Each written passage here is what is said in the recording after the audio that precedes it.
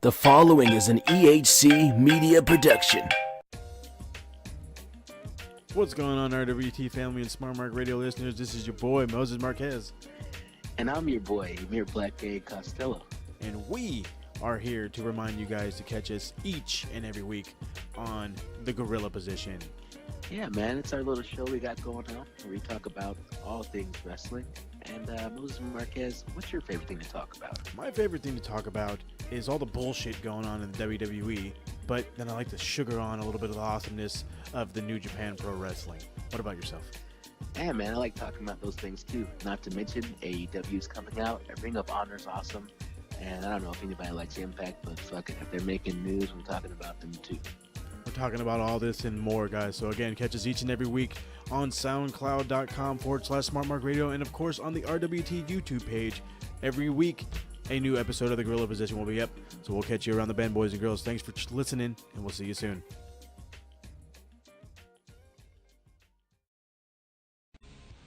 For honest, uncut, and often controversial coverage of all things wrestling, there's one place to get it, with some good old banter thrown in.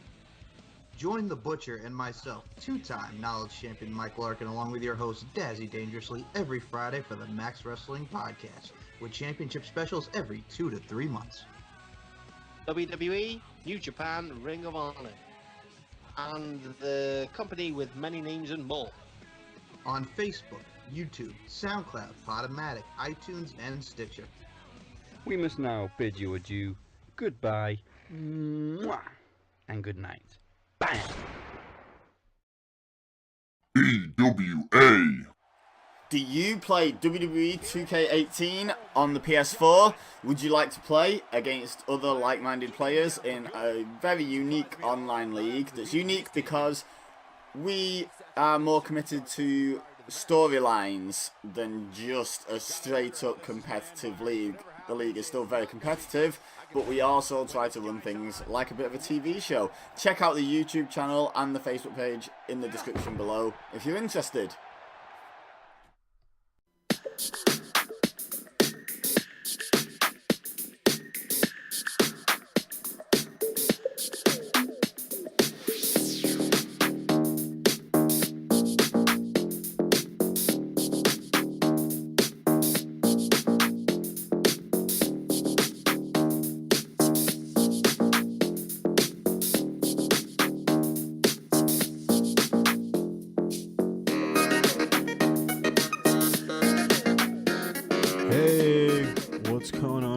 Fans, RWT fans, Smart Mark Radio listeners, this is none other than your boy Moses Marquez, and I'm back.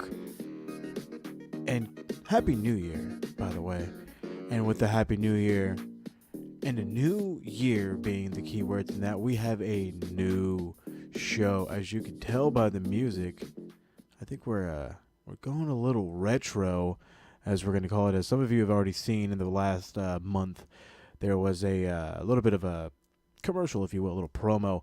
The Smart Mark Radio, in association with RWT, is bringing you the Retro Rewind with none other than Emir Blackbane Costello, myself, Mr. Moses Marquez, and our third and very special co-host. And I would personally like to thank him for coming back to the page and being our third co-host, Mr. Paul Morales. Both Emir and Paul will be joining me in just a minute. So we're going to be actually talking the 2005 New Year's resolution show, because it is New Year's. What better way to do it than the first New Year's resolution show, again, 2005. And I'm just going to say this, I have no fucking clue why I picked this show. And let me just say, if the ending wasn't what it was, I would have been very, very upset with this show. So hang on a sec. I'll get these guys on the line. Okay, we're back. Paul Morales making his surprise return for the new year. Emir Blackbane Costello, my constant co-host. How are you, gentlemen? No, nobody. Nobody's gonna respond. No, nobody. Nobody's gonna respond. I guess we're not here. I don't know. I'm here, man. Happy New Year, y'all. Happy New Year, 2019. Woo! How's everybody feeling? like I'm shit feeling. because we watched this fucking show. No kidding. This fucking That was yeah. That was a throwback to a time when, yeah, wrestling was something. It was a throwback to the time where we realized everybody was falling off of wrestling, and now we see why. Right. It was just Right. it was I just think really we bad. picked. I think we picked a show. I think we picked a pay-per-view that was okay. Okay, is For definitely this time, it was okay. Y'all tripping.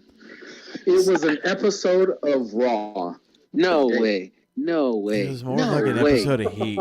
I had that pay-per-view on par with NXT. Get out of here, man. What fucking Get NXT the back when it was a hell outta variety here. show? You know what? You might as well hang up the phone now. I'm not saying the whole pay. Dude, Stop this broadcast now. that was a solid pay-per-view compared to what we see today. Solid? Come on, man. That was no. A solid Today, piece of today's pay-per-views, we at minimum get like one or two decent matches in the middle. You know how many good matches were in the middle of this show? None. Not a fucking one. You're crazy. They were You're all crazy. god awful. No, it was so good to see, dude. Everybody was so good, dude. Like Kane. Did you see Kane? Did you see what shape Kane was in back then? Oh my. Okay, so if we're talking about guys in shape, okay. Lita fucking tears her knee apart. 35 seconds into the match. Okay, Eugene but to be looks fair, good, he almost and he committed suicide the dislocates match his before with kneecap. that dolphin flop, so that doesn't count. Eugene dislocates his jeez. kneecap in what was a mediocre match to say the least.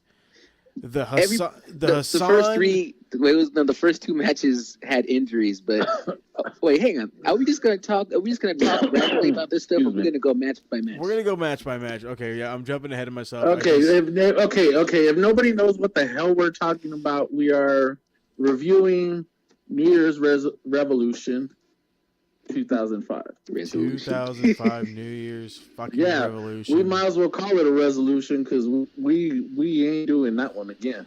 It was. You guys, it's gonna be a long show for me. 'Cause okay, y'all my tripping. New Year's resolution is never watching New Year's Revolution 2005 again. Again, I'll watch it again right now. I enjoyed it thoroughly. Let's Moses Marquez, you are the host with the most, man. Lead us in the I battle, will sir. lead us through this thing. This is like my first bad sign that I knew that I shouldn't have picked this pay-per-view. The first match was a tag team title match. Eugene and William Ringles, the current Raw Tag Team Champions, taking on the incredible team of I fucking forgot who the hell he was until I saw him. You Christian know what? Cage and Tyson Tomko. I swear, when they said World Tag Team Championship match, And I'm Tomko thinking came out. somebody who was not Eugene and William Ringo.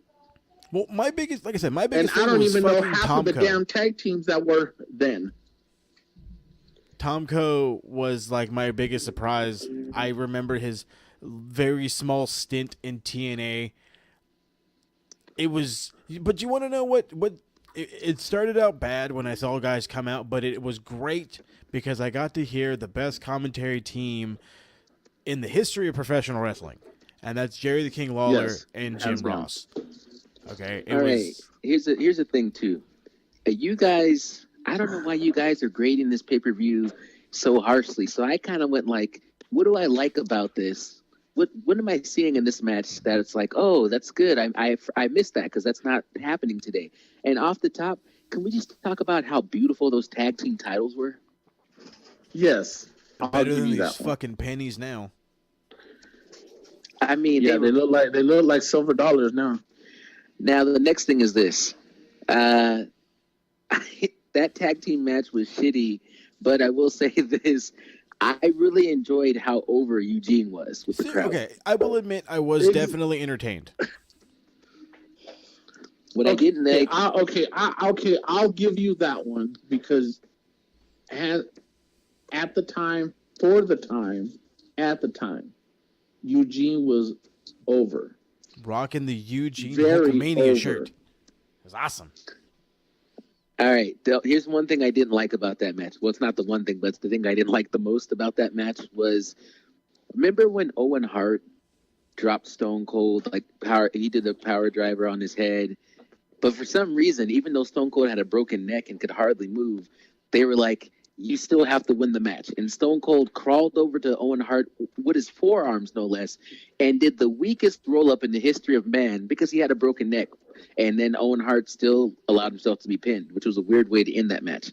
So, like, when Eugene is injured, gets his knee hurt, and then he rolls up Tyson Tomko, and it's like, okay, I get it. For some reason, Eugene must still win the match, even though he's clearly injured.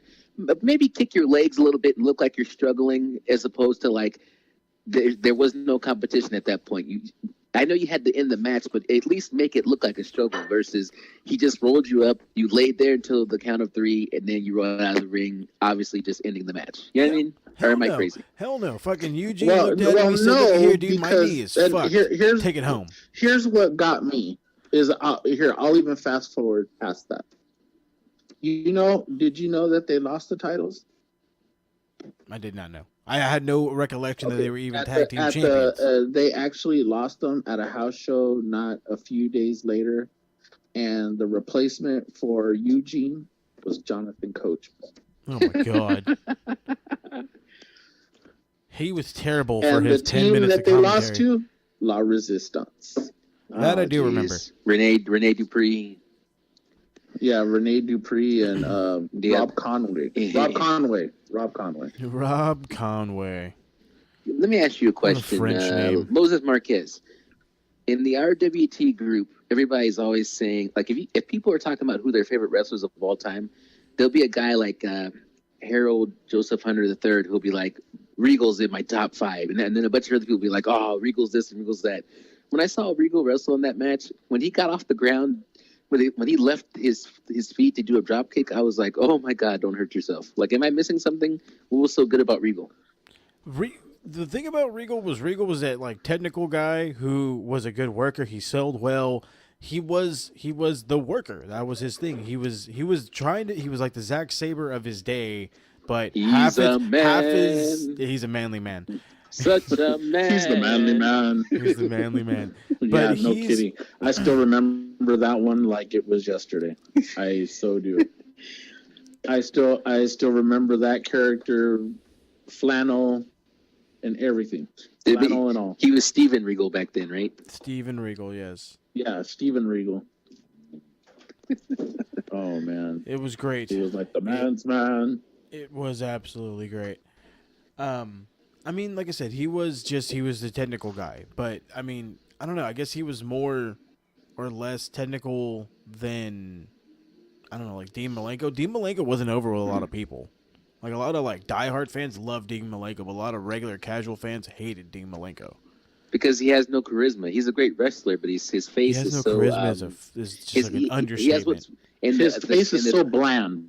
Yeah, in the therapy, like he doesn't have any real emotional facial. Like he doesn't make any faces. Nothing. It's referred to as flat affect.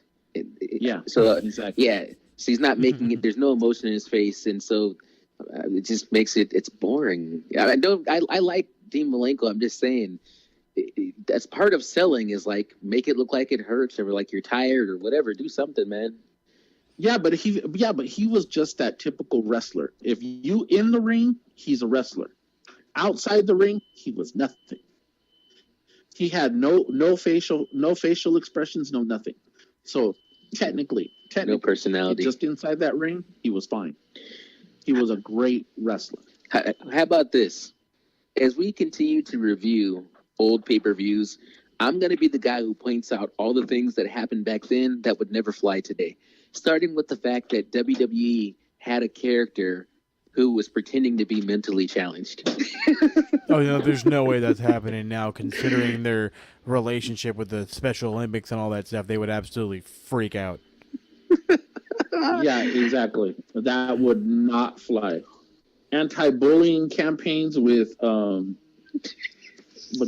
general manager. What the hell's his damn name again? Eric Bischoff. Eric Bischoff. How he would how he would run Eugene crazy and make him do things, that were out of the ordinary. Okay, so hold on. I got to interrupt you really quick. Make fun of him, mock him, and stuff like that. And then other wrestlers were mocking him.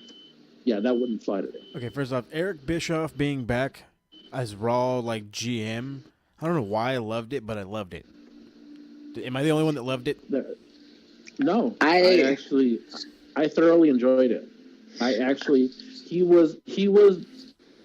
He was on the side of the authority, but he wasn't on the side of authority, if that makes sense. It makes perfect sense.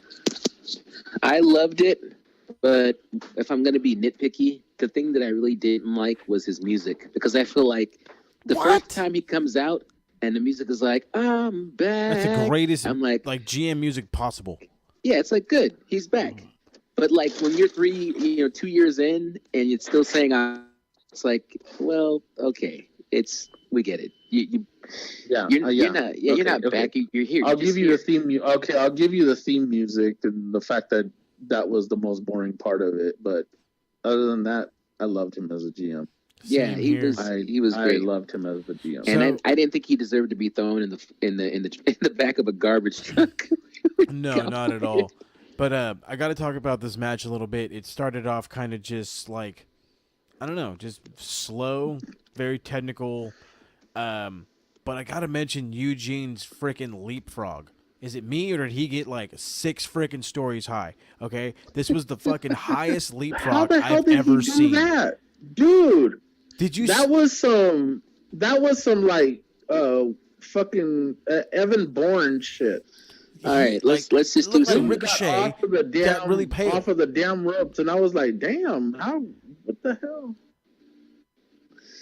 So he jumps high in a leapfrog, and he's okay.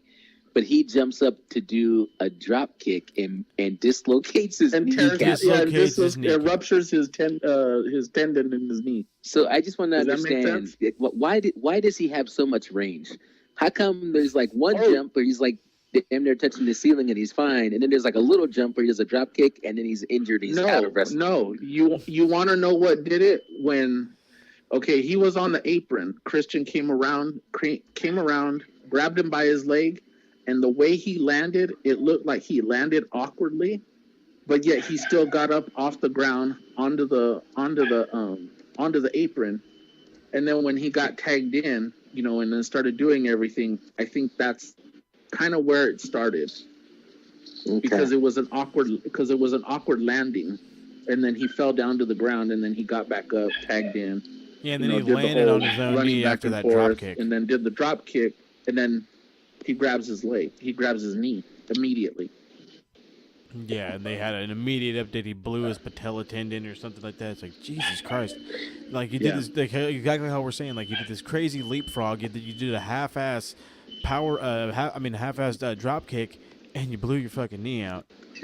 So, at least he wasn't getting blown up like Tyson Tomko. Half the time, all of a sudden, he does a couple of moves and then rest hold, and a couple of moves and then a rest hold. I felt like I was watching Baron Corbin, but he was bigger and bald.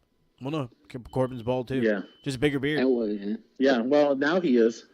Yeah. Then he just had long hair. Then he just had long hair with a very, very bad bald spot in the back of his head. So I loved Eugene doing that Hulk Hogan spot, and in reference to you guys mentioning the fact that we were immediately updated on what type of injury he had.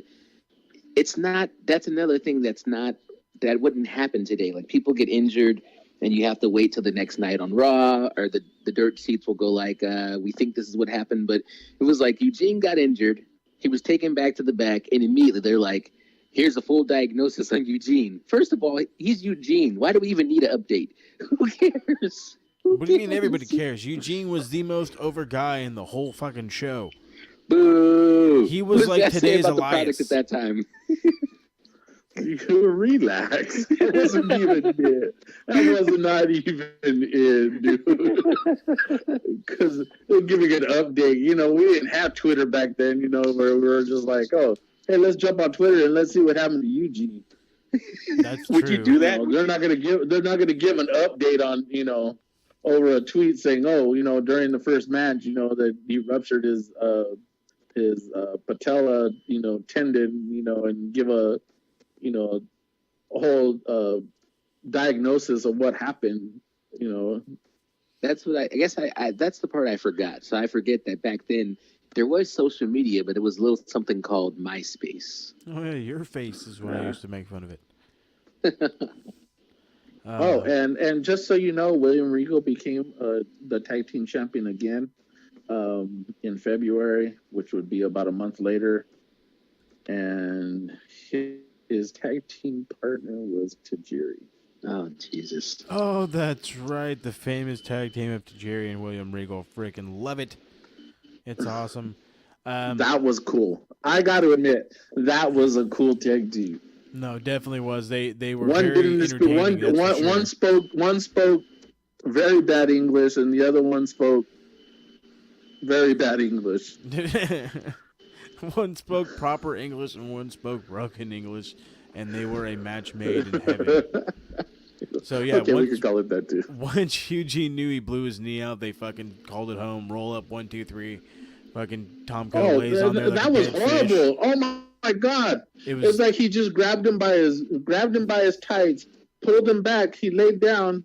All Eugene did was just kind of turn over, and then 1, 2, 3, and then let go, and then Tom Cole rolls out, and then he's still sitting there grabbing his knee, while William Regal's sitting on the canvas, holding his face because he's got his nose broken.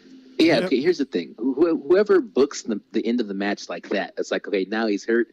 Maybe tag out for William Regal, because you can't do both of these things. You can't have him roll up his opponent, which means that you put pressure on this guy to the point to where he was unable to kick out. And then after you roll him up for the victory, you then lay in the ring for the next 10 minutes, unable to move. Yeah, it was exactly. It was terrible. So before we get to one of the better parts of the whole show, what are we giving this star rating? 1. A 1? And that's Again, I'll be generous. We're not gonna have it. We're not gonna quarter that generous. shit. 1.5. You're gonna do the half. Man, Okay, I say 2, and mainly just because Eugene I'll give it a solid spots. 1. Here, I'll give it a solid 1 because of Eugene and just his character in general. I'll give it the half 2 for because, you. Just Eugene alone was just beyond over. So that's the only reason I give it a 2. Yeah, that's the only reason why I'm giving it the solid 1, and then I'll give it the half because I like William Regal, and he's cool.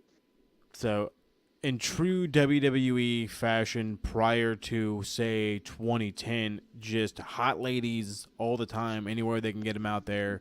They're out poolside in Puerto Rico, and Christy Hemming in her bikini. Not JR, but the King goes nuts, as he does from all of our childhood memories. Wasn't I invited? Why wasn't I out there? Who didn't give me the memo? I like when King's like, oh, look at it. Not who didn't send me the tweet, but who didn't send me the memo? King sees Christy. He goes, yeah, she's out there walking her titties. Right? That's what he said. She's out there walking her puppies. Yeah, same shit. That's what I liked about King. Actually, throughout the whole show, you realize something. If Jerry the King Lawler would not survive the Me Too movement, like there's a reason why he's not on TV anymore, because they would have Me Too'd him to death. Like all the stuff he was saying on TV where everybody could hear it was like so rapey. I was like, yo, this is crazy. And yet he still had a full-time job. You job. have to remember the pay-per-views were a little different. Now on TV, yes, he did the exact same thing. So yes, he would not be on TV. So how he was on the pay-per-view was a little bit more explicit, but I still think or a little bit more reserved. But I think he's even more reserved on TV. Now it's like, now he's just on the pre-show. He'll say a few things. That's it. Well, yeah, they made him tone it down. They're like, look at here, we're so freaking PG right now. You can't say puppies because people already knows what you mean. You mean tits. And that's why Al Snow's theme song would never work in 2018. What does everybody want? Head. What does everybody need? head. Yeah, man, that wouldn't be a thing. Okay, so does anybody else Oh, feel even weird? Val Venus would not survive right now. No, Val he would Venus not. Would die. But did anybody else feel weird about Edge's goatee? It just tripped me out when I seen him in the back with his random ass little goatee. It's kind of this thing where I forgot that Edge was that character, but then after 2005's New Year's show went off, 2006 immediately came on, and the first match was Edge, and when he came out a year later, he was the rated R superstar, and I was like, there you go. But what I liked about seeing Edge is I was like, oh yeah, I forgot. They used to actually have backstage segments to pump up the main event. That was so cool because the main event is not a thing now, because the main event's like Brock Lesnar and everybody knows he's going to come out and do 56 suplexes and the match is going to end. But back then, they actually promoted the main event throughout the entire show. I thought that was pretty cool. It was definitely refreshing compared to now. That was a different. There was a big difference between how you see it, how the production was run then, and how you see it now. So much of a huge difference. A difference for sure. So speaking of a difference, divas are a thing. Well, no, actually, no. It's still the women's championship. Lita, Trish, they just had a excellent match. Probably one of the better women's matches ever. At least for the WWE in that era, on Raw. I want to say it was 2 weeks prior to this pay-per-view, and then they get ready for this match. They had this awesome promo showing off Trish in her lovely Maid of Honor costume. I can watch that part of the show all fucking day long. The rest of it, not so much. But, I mean, they had a great match in Survivor Series. They had a great match on Raw. They came out here. They tried to have a third great match. Lita blows her fucking knee out. They take it home. What the fuck? Yeah, I was like, another injury? This is crazy. Yeah, it was one right after the other, and all she did was just try and do a Luthez press off of the mat. All she did was just try and jump on top of her. You see the way, and again, back to how Eugene did it. You see the way the way Lita landed. And it was you see her immediately grab her leg. And it was okay, what do you do now? You're literally 30 seconds into the match, a minute into the match. And her knees messed up. So then, Trish gets her back in the ring, starts working on her other knee. And then accidentally kicks her other knee. Yeah, the one that's all fucked up. Yeah, the one that's all messed up. And then she says, oops. She literally tells her, oops. No, I saw that. What the fuck? It was kind of sad because after watching the promo about what they'd been through the past few months, I was so hyped up. I was like, yo, this is about to be a bomb match. Because let's face it, it's 2005. I don't fucking remember the pay-per-view.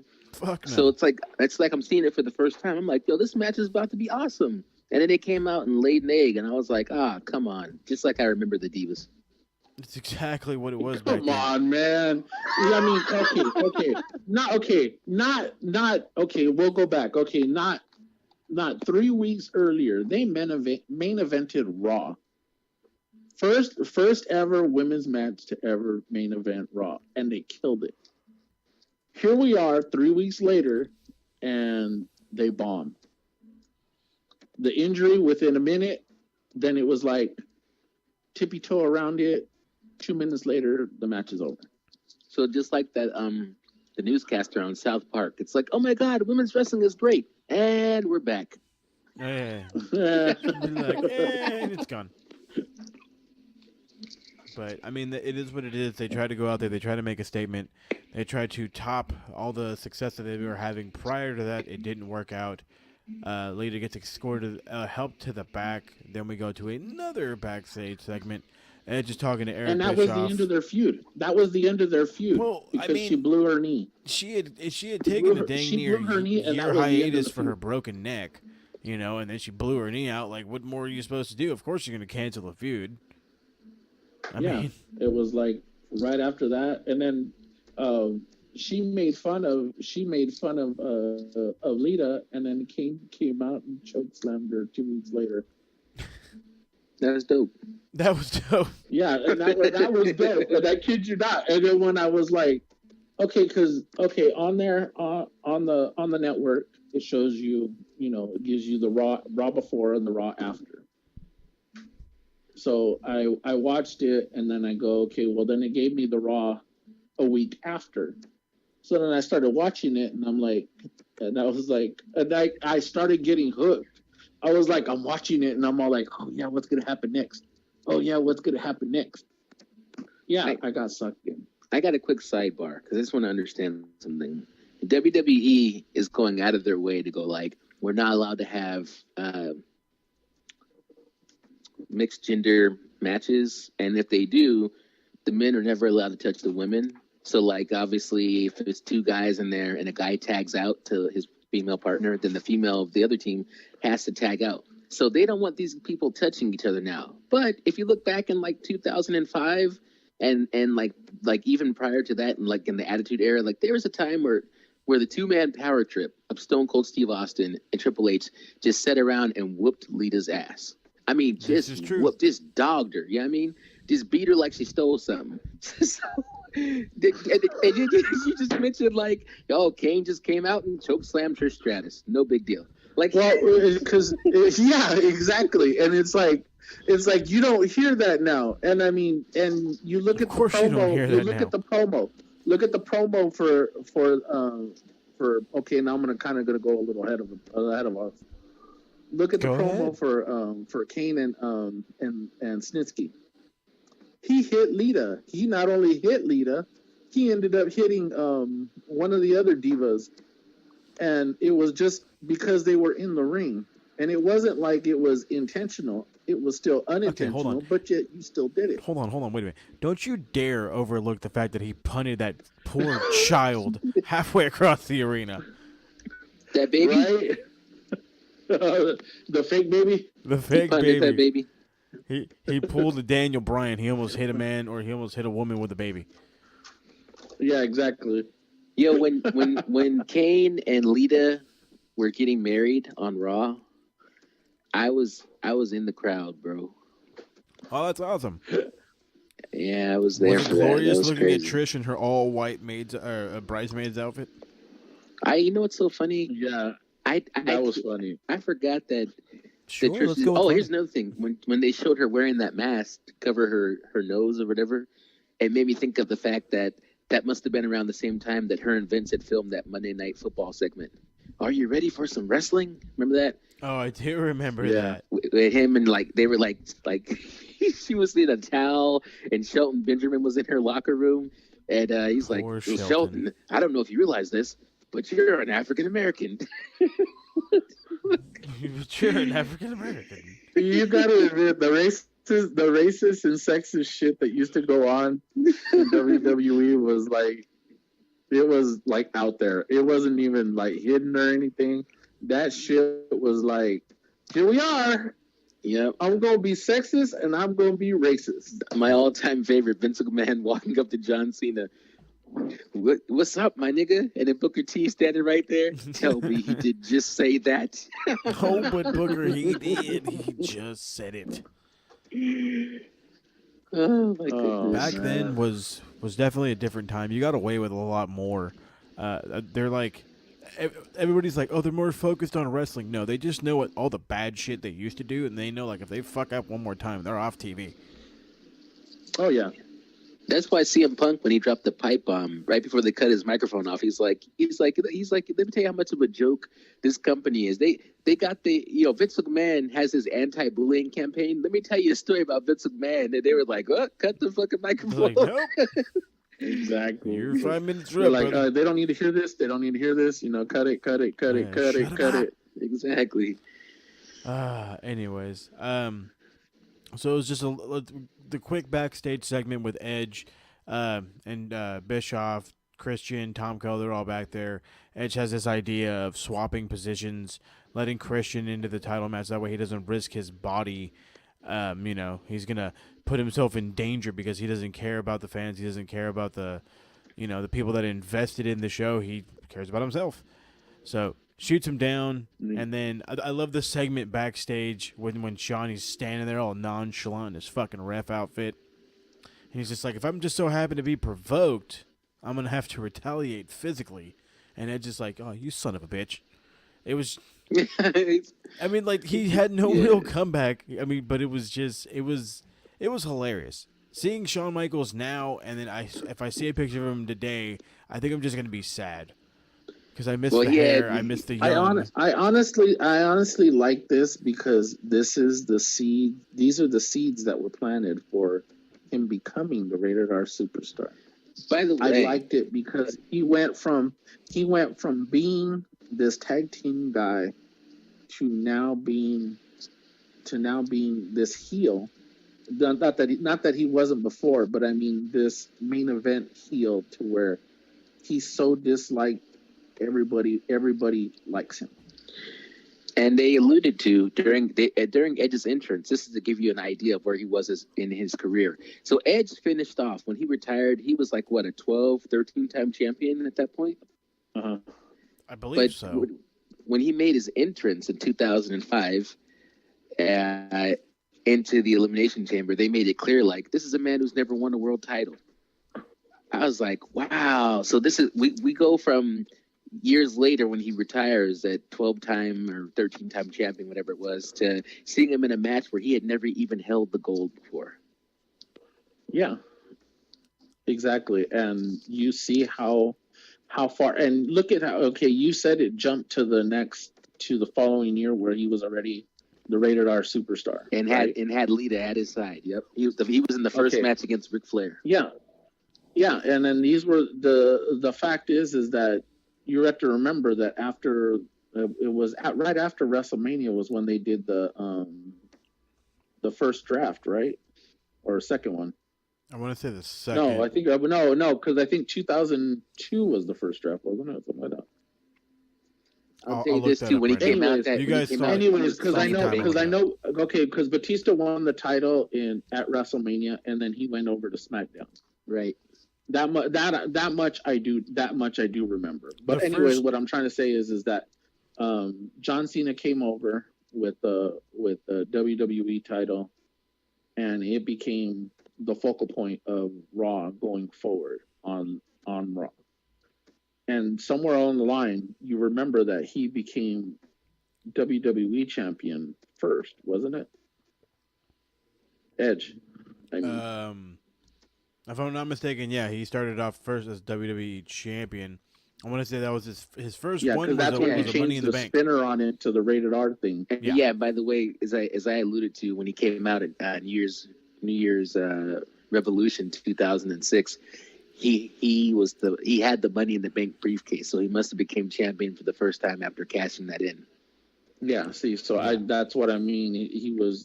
I knew it was somewhere after that. But still, the fact is that that was the transition for him, and I loved it all the way through. The rest from then on, I loved it. I loved everything about it. Face, heel, everything. Hands down. Fully agreed. So Edge is actually a 11-time world champion, 7-time world heavyweight, 4-time WWE. Money in the Bank, Royal Rumble, King of the Ring, Grand Slam, Hall of Famer, 2 Slammies, 12-time tag team champion, and or actually 14-time, and a little bit of history. Hall of Fame ring. and one more awesome tidbit: he is a former WCW United States champion. And believe me, he'll end up a 2-time Hall of Famer at some point, because he's going to end up in there as a tag team with Edge and him and Christian.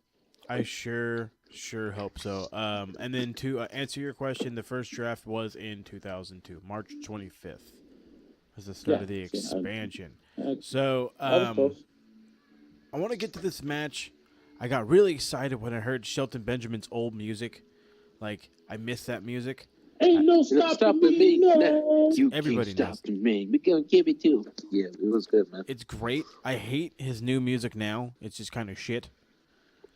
But Like, I was excited for this match, and then when I saw like what the feud was building up to, I was like, "Oh fuck, Maven was still wrestling at this time," and then out comes this fucking loser, and it was a wasted match. It was what I watched during that time. It was a waste. It was a segment waste on of Heat. 2 victories on the same person in less than 7 seconds between Exactly. both matches. Well, like I said, not Between only with both wins equaling about 7 seconds. well, that's what I'm saying. But not only that, but it's like fucking Maven.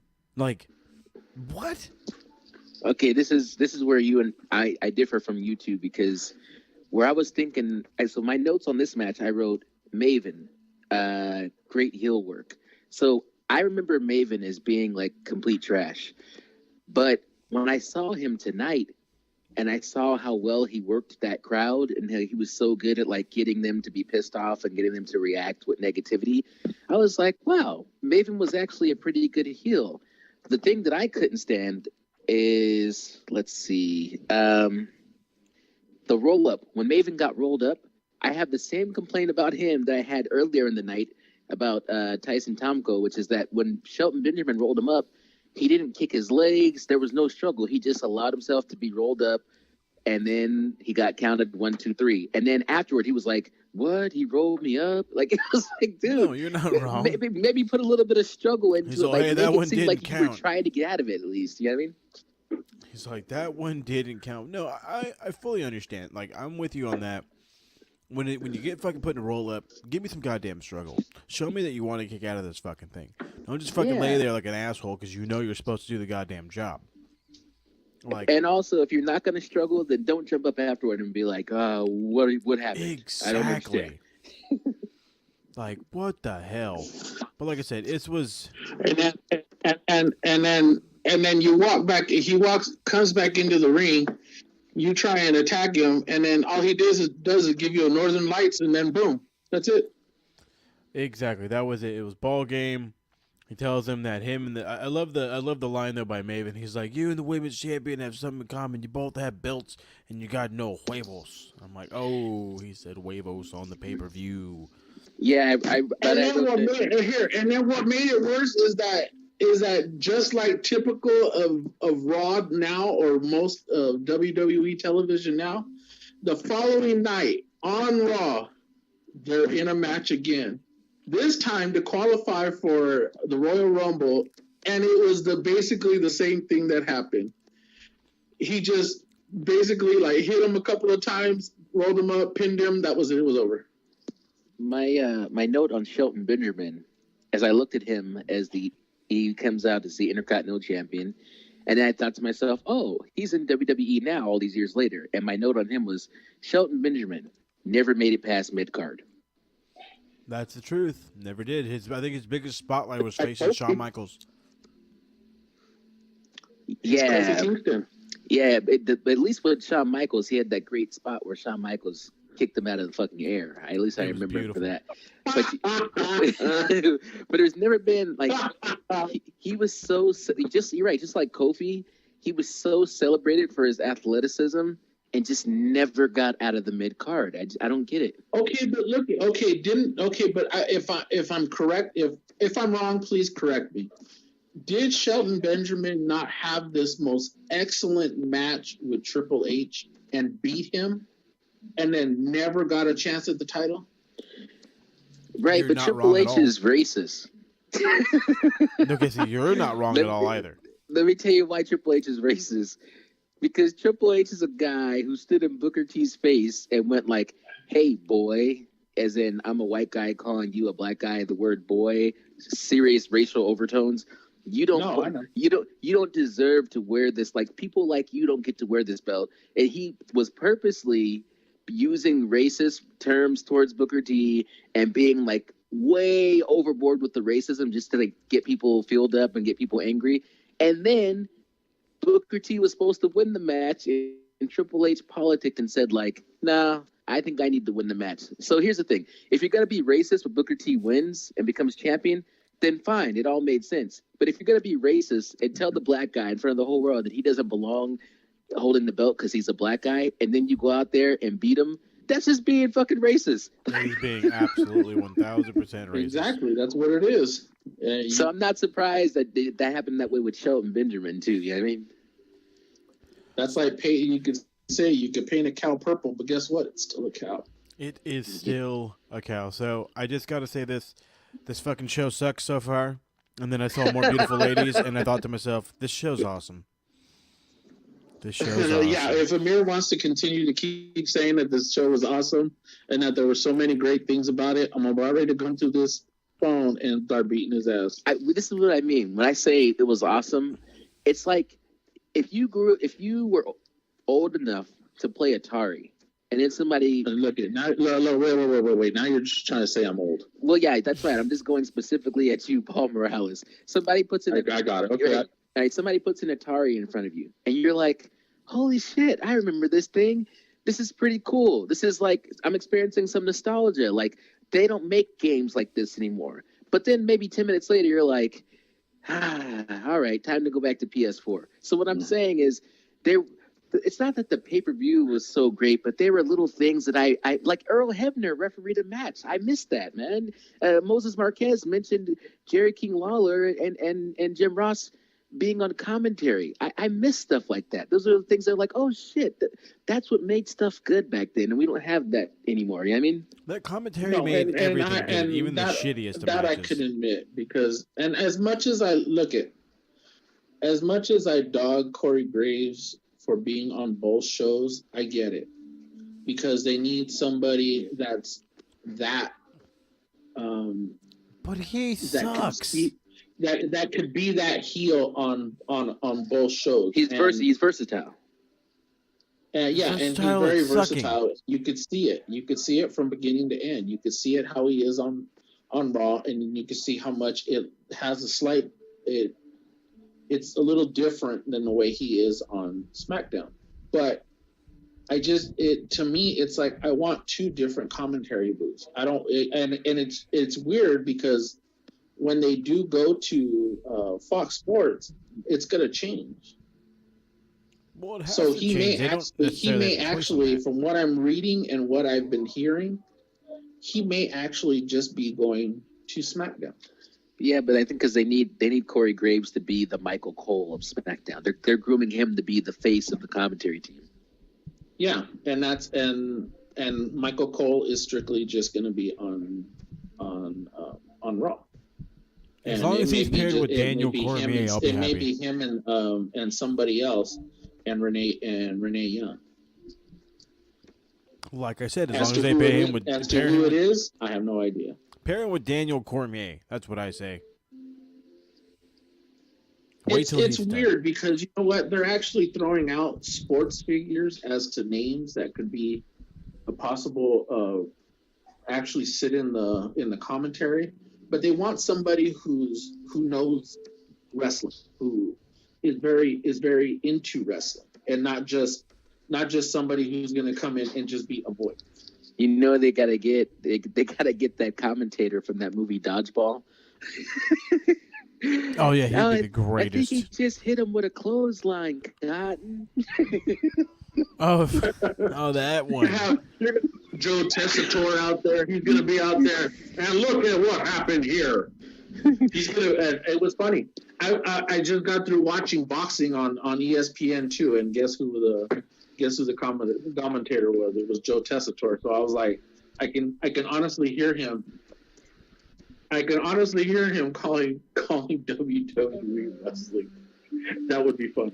I'm sorry, but that would be funny. It would be funny, and something that they thought was going to be funny, and that's this Muhammad Hassan feud with Jerry Lawler, and it was just god fucking awful. Like, the match was awful, the promos were awful, everything about it was awful. Look, we'll save face here. We'll mention the match. This was just horrible. This was the most horrible fucking thing that I think WWE continued to do for only maybe another year or two before they actually just got rid of the character altogether. Paul Morales, what? You were wrong. They did not. Well, okay, I will say this: they may have gotten rid of the character at the time, but they resurrected the character later on in 2017 because, according to my notes, Muhammad Hassan is just the original Jinder Mahal. Now, I knew you were going to go there. Hey, stay with me. Damn it, I knew you were going to go there. I was trying to stay away from Jinder Mahal. No, Come you on, got man. to go. No, aside from the Middle East thing, hard on for Jinder. You need to go deal with that right about now. I'm gonna tell you, this is not a praise of Jinder. This is a criticism. I'm shocked too. I'm saddened that I have to go there right now because I never hindered Jinder. You understand? Shanti. But here we go. Muhammad Hassan is like this fantastic looking guy. His physique amazing, and then he gets in there. Like, first of all, he's just like Jinder with the whole Middle Eastern thing. They also both have great physiques, but he doesn't know how to be a heel. Like, Jinder's from India. Yeah. I'm an ignorant American. We get it. So what I'm trying to say is, he doesn't know how to be a heel. His idea of being a heel is, I'm going to say bad things and try to get the crowd to sympathize with me. Like I'm a victim and you guys are also all victims. So it's a waste of mic work. And then when he gets in the ring, he's like, I'm just going to body slam Jerry the King Lawler 8 fucking times. Yeah, exactly. And I'm going to put him in the camel clutch 4 times, and then I'm going to hit him with a reverse STO and then pin him. No one on commentary, so we didn't get to hear no analysis. That was kind of like the weirdest part too. Like, I'm really used to commentary. Like, I'm not mad that I didn't have it, but it was just weird. And then all of a sudden, it was a boom, it was a finish, and you're like, Muhammad Hassan really won this fucking match? And yes, he really won this match. One thing I liked about the match was I liked Jerry Lawler's face when he started doing like the comeback. Like, you could see like the anger in his face, like. But what didn't make sense to me, if in the very next match you're going to have a heel Jonathan Coachman come out and join commentary, couldn't he have been on commentary during the fucking match? No. Yeah, exactly. Why the hell was he backstage? Why didn't you have him come out and do the commentary while the match was going on? Because it's like, too busy shining Vince McMahon's goddamn my other shoes. Co-host, Jonathan Coachman, and getting him his and fucking I'm like, coffee. I'm going to give you one of these. Like, what the hell was that, dude? Why was he not out there beforehand? Yeah, it was a little. It's like you were there the whole time. Then come out and do your job, jabroni. Fuck no, he's not gonna do his job. I was in the back. I was just relaxing back there and and doing the Charleston. He was making sure Vince McMahon's steak was cooked to perfection. The Rock was making him do the Charleston. He has so many fucking alibis, but we have no idea which one actually would stick. So I'm not gonna go over this match at all. It was utter crap. And then all of a sudden we get a backstage heat. I gave it 0 stars. 0. If I could give it negative stars, I would give it negative stars. I wouldn't even waste my breath even giving it a star. You know what? You guys are starting to change my opinion. I thought this pay-per-view was good. And now that we're talking about it, it was shit. That's why I don't understand. Like, you're living on the bright side of life bullshit. I'm glad we could change your mind, Amir. Because this whole thing was crap. I felt so bad when I was like 2 matches and I'm like, oh fuck, I'm making these guys actually watch this shit. Like, now I have to pick another good one for the next week's show because everything after this show is going to be better than this show. Let's just say that. Any other show we watch after this is going to be better. We could watch a Vince Russo era WCW pay-per-view, and it will probably be better than this show.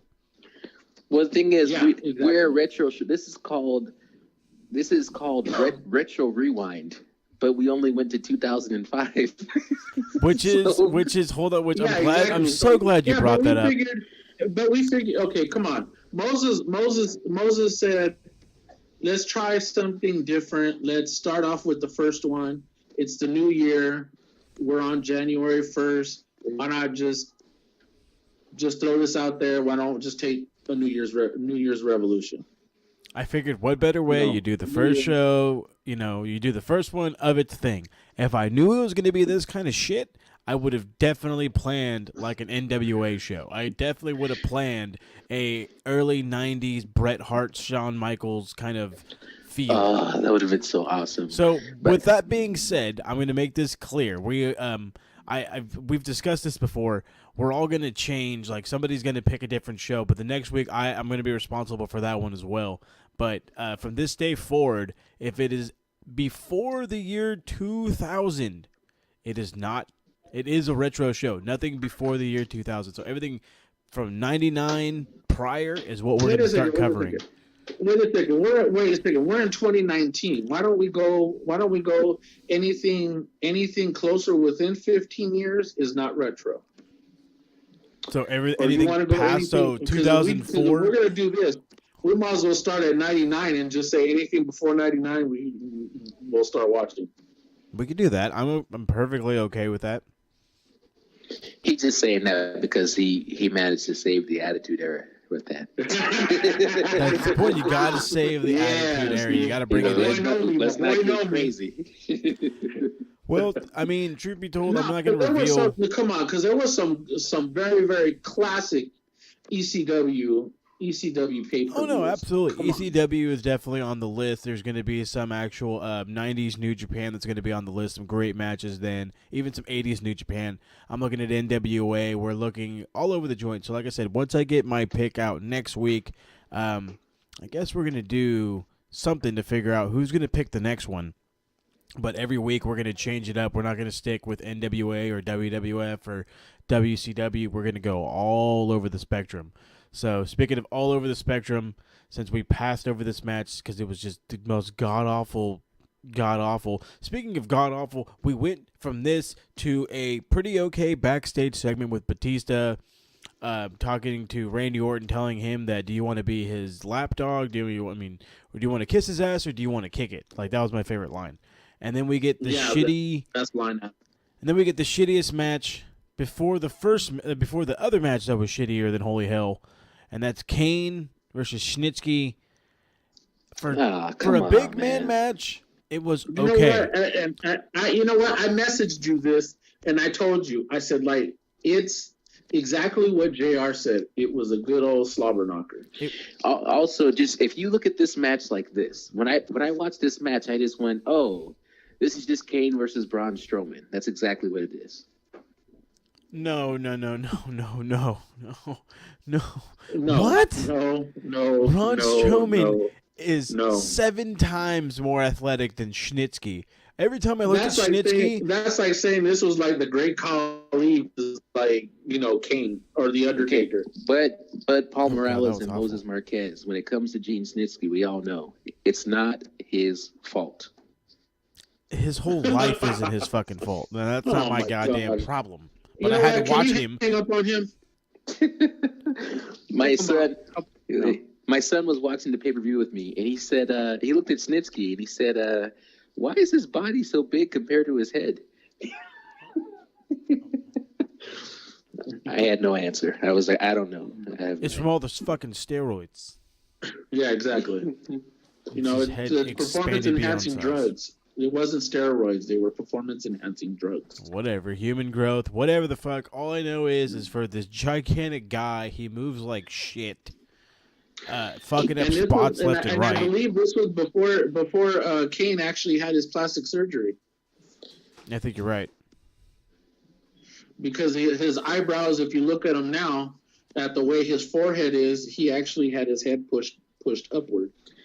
Yeah, that was another thing that my son pointed out. He was like, "Hey, is his head okay?" And then I was just thinking, again, nothing about this man is okay. And I was trying to find the good things and ignore the bad things. And one of the good things, where's the fun in that? Damn it, was good to see some pyro. It was, though. I will definitely agree with that. Pyro. No. Batista came out and there was no damn pyro. What the hell? No, that was before he was that Batista. That wasn't that version. I was going to say the same thing. He did the whole, gun thing, and then before it, and he was like, there was nothing. Edge had no pyro either, but that was before he was the rated R superstar. I mean, and it was a fucking chamber match. Nobody got pyro for the chamber match. Not even Jericho. Shawn Michaels got pyro. Oh, well, see, that's what happens Yeah, when you how don't the pay hell did attention to Shawn most people's Michaels get interests. pyro and not anybody else gets pyro? Because it's How the hell Shawn does that fucking happen? Michaels. It's fucking Shawn Michaels. If anybody's getting pyro, it's got to be just fucking Shawn Michaels. Maybe that's when they were starting to cut the budget. Okay, who's getting pyro, who's not getting pyro? Shawn Michaels, you're the man, you're getting fucking pyro. Everybody else, suck a dick. No, you guys are wrong. It's just that they weren't. It wasn't that version of Batista yet. It He was wasn't. still the trying Edge. to pay off all the money that he lost during the XFL. These guys were young. Like they just weren't that version yet. They weren't at the point where they had pyro. But Kane, he had pyro. What and about then Orton and his like falling sparkles? Okay, they didn't give those to Randy Orton. Those weren't even there. It was a pay-per-view. What are they going to do? Burn the freaking plants, the plastic plants that are there? All right, can we Yes. mention this, though? Okay, so you said it's a pay-per-view. Tell me you guys don't miss the time back in the day where there was a unique stage for every pay-per-view instead of just changing the fucking title. I know. Instead of just intertwining like a new Raw logo. and SmackDown stage. Yeah, it's just like, oh, it's the Raw stage, but because we put up a logo that says, Elimination Chamber or whatever, the only time they make a stage now is WrestleMania, but everything else is like, it all look. But back then, look at that New Year's Revolution stage. I was like, yo, I forgot. Everything used to be so unique for every pay-per-view. Exactly. And I didn't care that they walked in, ground level. I didn't care. At least there was a couple of little stands on the outside that had a little bit of LED lights. You had the big Jumbotron. You had a couple of them on the side. Fine. It didn't need to be this big old extravaganza. But now it's just like, we'll just repurpose and reuse, our Raw and SmackDown. Well, yeah, Vince is about to die. They got to start saving money somehow. What else? How else are they going to fucking run the company once he's dead?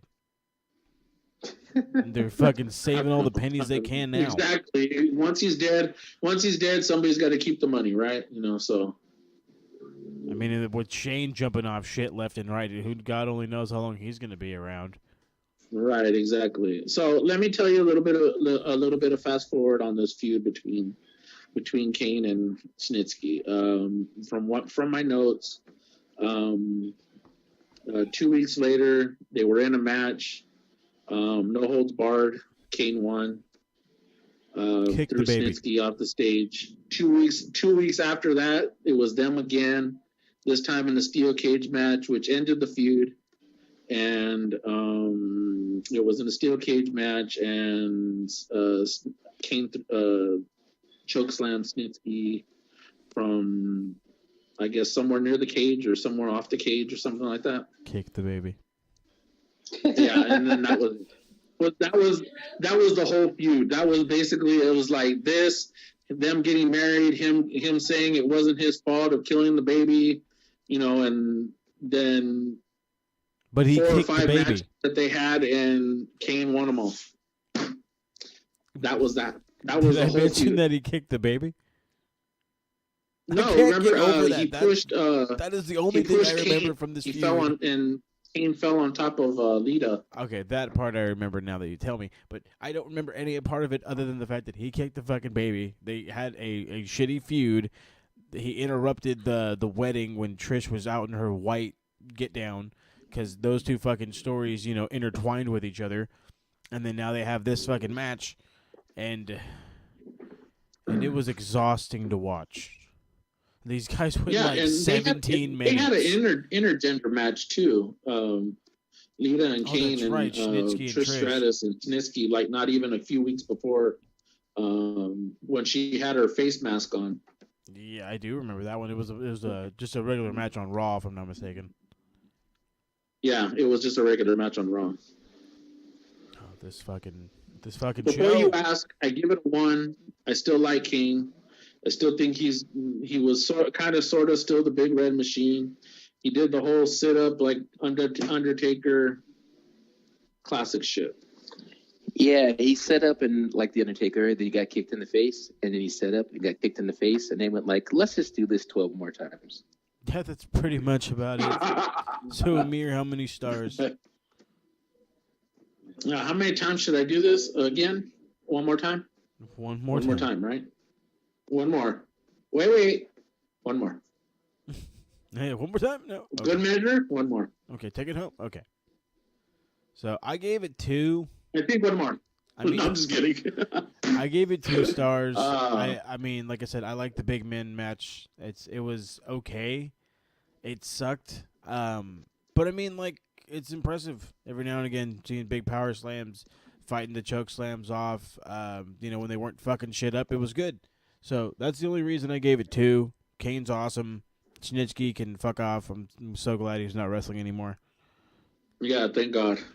So Thank you for old age. thank God. Yeah, seriously. Except for the fact that the last time we saw him, he looked just as big as fucking Braun Strowman, but he's just roiding himself out. So, I mean, Yeah, well, you might as well fucking look like him.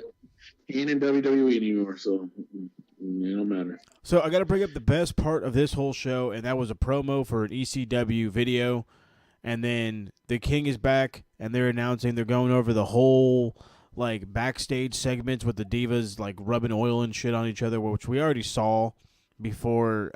They replayed most of it. Some fucking random jabron pushes some chubby guy into the pool, and then they have a goddamn chicken fight. It's like Val Venus. I couldn't tell you how all the guys over there. It was Val Venus, Hurricane Helms, Rosie. I think it was. I don't even know. All I know is this was the best part of the entire show. Wasn't it the guy that was the space cadet or something like that? The guy that was fucking crazy?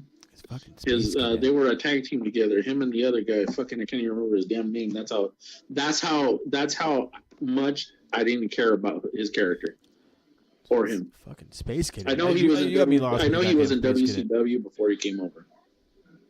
There's a bunch of these fucking guys that were in WCW before they came over, and I couldn't tell you who the hell they were. Yeah, it was at the latter. It was at just it was the invasion part, the end of WCW. They were bought out. It was just a bunch of crackheads, and they didn't get all the great wrestlers, i.e. Sting. I digress. Sting. Yes. Yeah, that one's forever going to perturb me because they had their chances to get him in the company and they let it go. They dropped the ball. They didn't want to pay the man. I digress. Yeah, exactly. That's the unfortunate thing that it is now. They didn't want to pay him then, but if you are paying attention to what's going on, especially if you're listening to the gorilla position, like Emir and I do all the time, they are just going after everybody. There are just random indie guys right now that are going to be like the biggest indie name in about 6 months because there are no other big indie names left out there because they're being signed left and right. Because that's just all of a sudden what it has to be. You bring in everybody, nobody has competition anymore. So yeah, and I get it. They're trying to suffocate, And I had just watched a video about 2 weeks ago, 2 or 3 weeks ago, that I just happened to deal with British wrestling and how it's being absorbed by NXT UK, by basically everything the WWE is trying to do. They're trying to suffocate out. That's why they're trying to branch out to New Japan. That's why they're trying to bring in guys from TNA that just don't want to be there anymore. And a lot of these guys are actually seen. And I agree with Amir. I honestly do. Once all elite wrestling begins and starts to later on this year, I believe, starts to get up and going, I think they're gonna do big things. I honestly do, because they're gonna corner a market that WWE is not allowing that other companies to do. Basically, they're trying to absorb all these guys. I still wish they would have kept up with maybe the NWA, since Billy Corgan is doing really good things there. In a short time here, and another week or so, James Storm and Nick Aldis are going for the NWA title. James Storm is challenging Nick Aldis for the NWA title, and I still think James Storm still has some gas in that tank to do big things still. No, I agree. NWA is doing big things. They're no longer they're no longer like the promotion of old, you know what I mean, where it was only brought up as like, oh, if you're not watching like the 80s stuff, then you didn't bring up NWA. NWA is slowly starting to build something again. I think Aldis being current champion, guys like Willie Mack being their was it American champion or something like that? I forgot what they named that title. But I mean, North American champion. Is it a North American? So, no, it's not North American.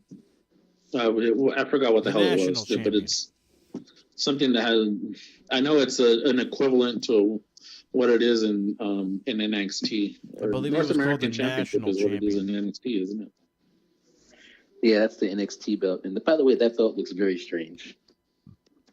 It's very old school. Which one, the NWA one? No, the NXT one, the North American. I like the NXT one. I actually like it. Yeah, that's how I envision actually the NWA one, because the NWA one is just the United States on a red belt. Yeah, it looks kind of weird. It has a couple little emblems on the side, and it's a red belt. And I'm gonna keep emphasizing that it's a red belt. Definitely, it's a red belt. Red belt. All right. Enough with these red belts. So it's main event time. The Elimination Chamber match: Batista, Chris Benoit, Edge, Triple H, Randy Orton, Chris Jericho, special guest referee Shawn Michaels, and then out comes Eric Bischoff to, I guess, talk about how dangerous the Elimination Chamber is, which we already fucking knew. And then he welcomes everyone to New Year's Revolution. If the show just fucking started, what the hell was I watching for 2 hours, you piece of shit? Yeah, man. That's what I was saying. That is exactly what I was saying. Why the hell are you going to come out there at the last match and announce, welcome to New Year's Revolution? Oh, yeah, you guys are wrong again. And here's why. God. You can't question why a guy would come out on the final match and welcome everybody to the pay-per-view. I'm not questioning him, but why are you doing it now? When his music states that he's back, and he's been back for 3 years already. None of it makes any sense, okay? No, that's called overlooking it. He welcomed me to a show I've been watching for 2 fucking hours. Oh, hey! And then the goddamn entry just took 25 minutes. Welcome to Retro Rewind. Mir, welcome. Oh, yeah, welcome to Retro. We're a fucking hour and 10 minutes in. Welcome to the fucking show. You start welcoming us. Hey, how you doing? This is episode Mir, 1. Costello. Oh my God! That's Moses Marquez over there. All I know is when I heard that, I was absolutely and totally infuriated. I'm back. What the fuck? I'm back, bitches. Oh, that's right. Paul's back, bitches. God, I love it. Okay, so I got to make this comment. We were actually talking about the whole rated R superstar thing. Was that already? Did that already fucking happen? Because when I heard the Alter Bridge music, I was like, this shit's already here. Like, I know he retired in like 2010 or whatever, but. Or was it that soon? You mean the whole you think you know me? Yeah, I love that music, but I had no idea he had it this early in his run. Still one of my favorite. Still one of my favorite theme songs. Oh no, top 10 for sure. Yeah, it's in my top 5. It's in my top 5. That's just that. Still one of my favorites. And then I have to point out Chris Jericho looking young as holy fuck in this match. Oh, right. Wow. Like, watching him now in New Japan and seeing him in this match, I was like, what fucking year am I in? Like, I understand this is like 14 years back, but it felt like 25 years back. Like, listen, I had the same question. 2005, right? Yeah. It was 2005, right? What year am I in? When I was like, oh, I know. What year are you in? Huh? They actually showed Chris Benoit's face. What year was this? Right. First off, I gotta say this, and I don't care how much heat I get because of it. I still get goosebumps every time that fucking music hits and he walks to the fucking ramp. I don't care what he did. I don't care. I love There's the man. no holding me back. I love that song. That's like the perfect song to work out to, by the way. Just don't go home and kill your family. I heard it, and I kid you not, the first image when they had them backstage, and no, at the beginning of in the opening when they were doing like the backstories of everything and everybody that was going to be in the pay-per-view, I got chills, and not in the good way. Really? It just kind of freaked me out because it's like, I know what you did. Oh, you. And as much as I thought, now don't get me. Now I'm gonna agree with Moses. He was a great wrestler. I still think he was one of the greatest wrestlers in the history of wrestling. And I still think that. No, but I do too. In my eyes, it's still what you did to your family, and that's the chill. It's hard to overlook that kind of thing. It really It's is. even, like I said. yeah, it's crazier that you're watching it now, all these years later, and you're looking at him, realizing that he has no idea that a short time from then he's gonna murder his family and kill himself. You know what I mean? Well, he's gonna lose his best friend. Right. His best friend's gonna have a heart attack, and I think that was the other thing that and at some point in time this year, we're gonna do an Eddie Guerrero one, and if I'm gonna pick, it's gonna be when he beat Brock Lesnar. I'm sorry. If anything, I'm gonna pick that one. Oh, fucking Because spoilers! I don't think- Because I already know. I'm gonna cry, and I'm willing. I'm man enough to admit it because he's still my favorite of all time. I'll jump on that bandwagon. I can't have you standing alone on that one every single time. It's been 13 years. Every time I see that memorial, promo that they show, the memorial video, I can't help it. I tear up. The guy meant so much, and he was gone at the worst time. Like everybody talks about the face of the company, the face of the company, the face of the company. This guy could have easily been that face of the company for years. Okay, now that we're going now that we already went through that way. Okay. Yeah, he was just that to me, and he's always going to be my favorite all time. I'm sure we all agree on that. Now that we got on the now that we got on the off through the somber part. Okay, now back to the pay-per-view. Back to the pay-per-view. Jericho and Benoit start this whole thing out, and the first 5 minutes, it was just them in the singles. It was great. That could have been the main event, and I would have been happy because that was great. And then it took me back to WCW. It did. It took me back to them in WCW. Yes, it did. It did, but I felt like it was like they had a little bit more freedom than they would in WCW. But I don't know. I think the thing that killed me about WCW is their commentary really sucked. That brought a lot of stuff down. The TV, push mute. I don't care. Just watch the match. If I would have known that many years back, maybe I would have tried it. Where they fought each other, pick any episode of Nitro where they wrestled each other. Just turn push mute. Tony Schiavone was good, but he was never great. Tony Schiavone towards the end was completely over his job, and he did not care if he got fired or not. Yeah, exactly. So we got to keep on this match because otherwise we're gonna go all over the place, especially with the older stuff. Considering we are the retro show, but I mean the chops.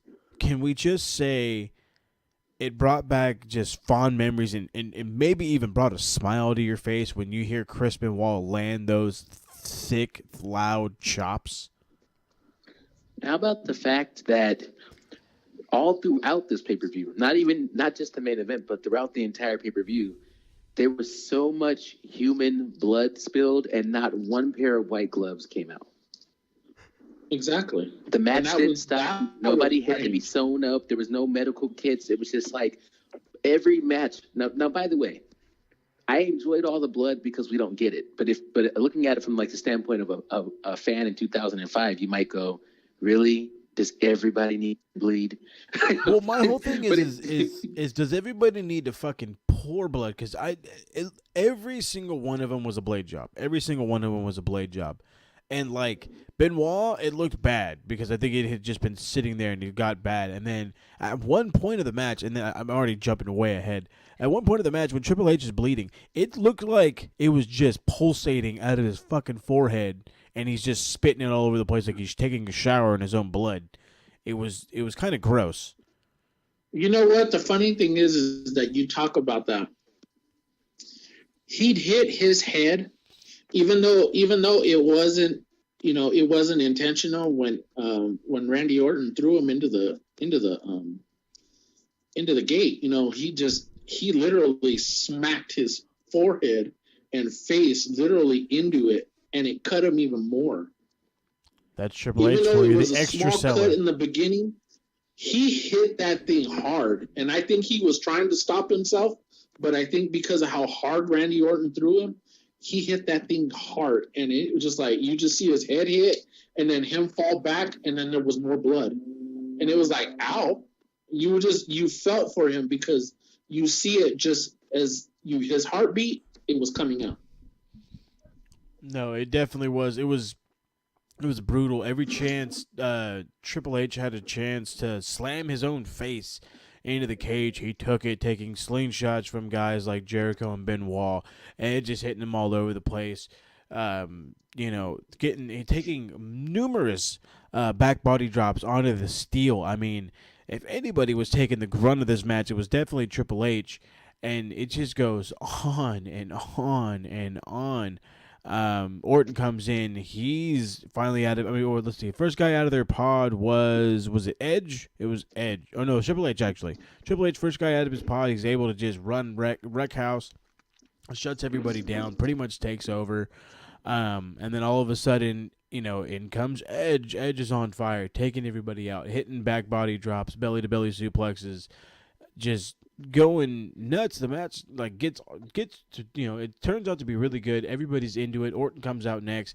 It's a melee of 4 different guys. Everybody's going crazy. It's not up until who am I thinking? Who was the not Batista? Who came out before Batista? Randy Orton. Okay, so no, so then it was Batista then. So about the time when Batista came into the match, then that's when it picked up. No, Batista came out last, didn't he? Yeah, that's what I mean. That's when it really started to pick up. It was good though. They were brawling, but I mean, when the match getting down to the nitty gritty, Batista comes in and pulls full on Roman Reigns mode, just wiping out everybody, no selling everything. He fucking eliminates Chris Benoit by slamming Chris Jericho on top of him. It was great. Before Benoit and Jericho both eventually got eliminated, the best part was Triple H being put in the walls of Jericho and the crippler crossface at the same time. And that, that was awesome. Yeah, the edge of the seat moment where it's like, is he gonna tap? So much time. But I was thinking because I was trying to anticipate Batista turning on Triple H, and they're like, he just has to hold on until Batista can get out the pod. And I'm like, is he even going to help him? And then when the timer went off, the referee couldn't even get the lock off the pod, and I was like, oh, this is crazy. That's what I thought too. I thought, I not remembering at the time, of course, you're thinking, well, this is it. This is the moment where all this goes bad, and this is where the turn was. And it was like, nope. Once he got free, he helped him. I mean, it felt like they fucked up trying to get the chain out or something, and it just took forever. It felt like they were kind of stalling. It's kind of shitty, but I mean, it made up for it once Batista got out, got free, went crazy. Speaking of people going crazy, JR screaming sharpshooter, sharpshooter, sharpshooter. It's just the greatest. It brought back so many memories. Him getting hyped up for the match is why we all love Morrow so much. Is because it reminds us of how JR used to. I would love. In honesty, if when SmackDown does go to Fox, I would love to have Morrow. As would I. I would love him as Morrow did very well as the lead commentator of SmackDown while he had the job, but they felt like, oh, holy shit, you're too much of a wrestling commentator for us to have you here. You go on down to NXT where they actually believe it's wrestling. And it's like, That's why we're stuck with Tom Phillips. I have no problem with Tom Phillips. I have no problem with Tom Phillips. I have a problem with Byron Saxton. And that he's terrible at everything he does in life. Oh, the emir of the commentary table. That's well, yeah. If we're going that route, I guess I'd rather. I guess I'm Michael Cole. That's not terrible. Yeah, you're Michael Cool. Jesus fuck. Don't worry about it.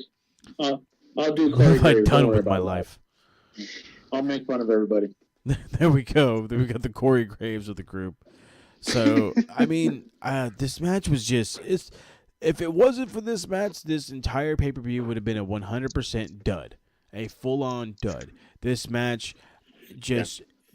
Benoit gets eliminated first, and then Jericho goes, and then Batista gets taken out, and it comes down to Orton and Triple H, and, of course, Evolution gets involved. Batista is holding Shawn Michaels. He can't make the cover after the RKO. In comes Ric Flair. Shawn Michaels knocks out Ric Flair, which was awesome, but ends up, hitting the pedigree. 1, 2, 3, Triple H, your new World Heavyweight Champion.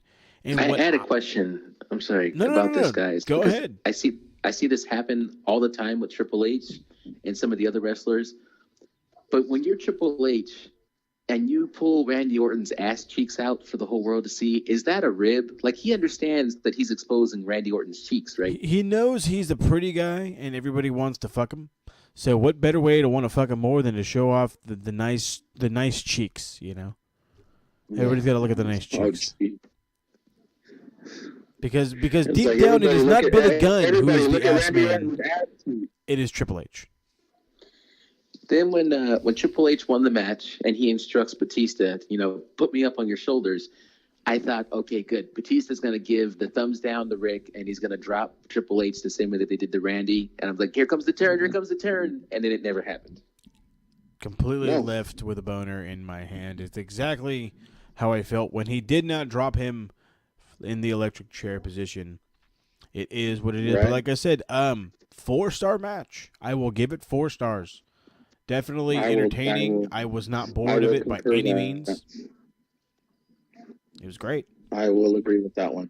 All right, so that's 2 4s. Emir, where are you at with this one? You can actually be positive about this match because the rest of it was shit. This one wasn't. I'm going to give this match, for me, it was a 5-star match. I have no regrets about saying that. And you know what else? I really loved the part. Dude, that sweet chin music that Sean hit on Edge was solid as fuck. Solid as fuck is an understatement. It was awesome. You want to know what else was awesome? Chris Jericho selling the pedigree. That was awesome. He looked like he was dead. His fucking bloody face just pops up and just plow right on the canvas. I'm like, oh, he's dead. Yep. That's not Chris Jericho in New Japan. That's some other fucking jabron. Chris Jericho's right there and he's dead. Yeah, I enjoyed the main event, and the reason why I got to give it a 5 is because, I fancy myself a smart mark. Hey. But I couldn't call it. I was like, this is going to happen, and that's going to happen, and it kept me guessing. It kept me on the edge of my seat, and I was entertained from start to finish. And the story, that's the thing. This main event actually had a legit story behind it. They told a great story in the ring. They promoted the main event all night throughout the pay-per-view, and it culminated in a perfect 5-star match for me. And I was like, good. This. I wish all matches were like this. Yeah, you know what? It was hands down probably one of the better elimination chambers that I've seen. I'm not going to disagree. I'm not going to say it was the best one, but I'm just saying it was one of the best ones that I've seen.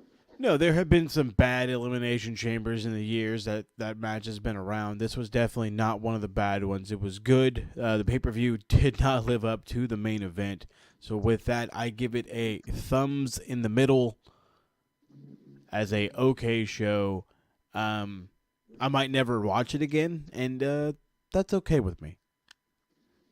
Yeah, and I'm okay with it too. At least, if anything, I'm just going to watch the elimination chamber match.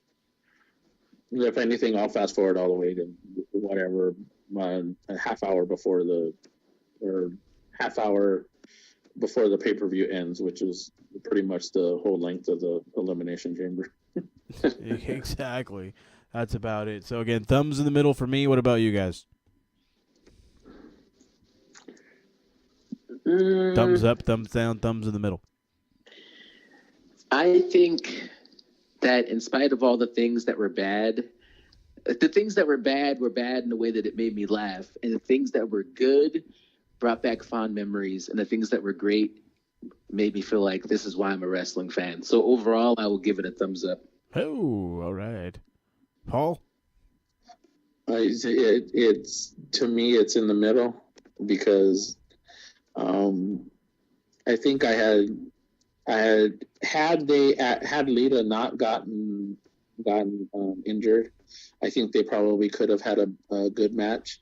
Had they let Maven and Shelton Benjamin have an actual match instead of whatever the fuck they had.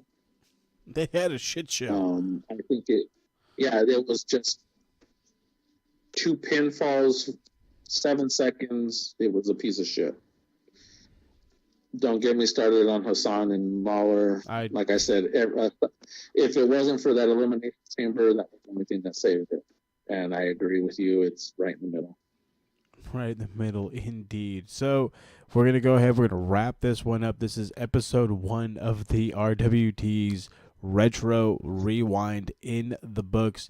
2 thumbs in the middle and a thumbs up from somebody who's kind of overthinking this, but that's okay, because the next show we do, I assure you, thumbs up will be in order. I will not reveal said show. I will keep it a surprise. So stay tuned for that one. This will be a weekly thing, starting, as you hear from today, the 1st, and we will be bringing out an episode once a week following. You can catch a weekly episode of the Gorilla Position featuring Emir, Blackbane, Costello, and myself as we talk all the news and fun stuff going around all around the wrestling world. Paul, I'm so glad that you're back, dude. Thank you for being the 3rd for our show. I could not have thought of a better man. When Emir brought up the idea, I said, if he's cool with it, then there's nobody else we need to talk to. And luckily for us, we didn't scare you, which is great. I'm back. Oh, there we go. That's going to be his thing. I should have cued the music. I'm sorry. I want to interrupt your song to just welcome everybody to the 1st episode of the RWT Retro Rewind. You fuck, what the hell was I even doing for the last hour and a half? What the hell is going on? Hey, anybody out there listening, you know what? Hey, welcome to the RWT, Retro Rewind. For those of you who didn't know what the hell we were doing, other than us, jabber-jawing back and forth, welcome. Fucking welcome. Well, with the welcomes that come as they do, we are saying goodbye. So thanks again for listening to the RWT Retro Rewind. For Paul, for Emir, and for Moses, have a good night. We'll catch you guys next week. Deuces. Peace.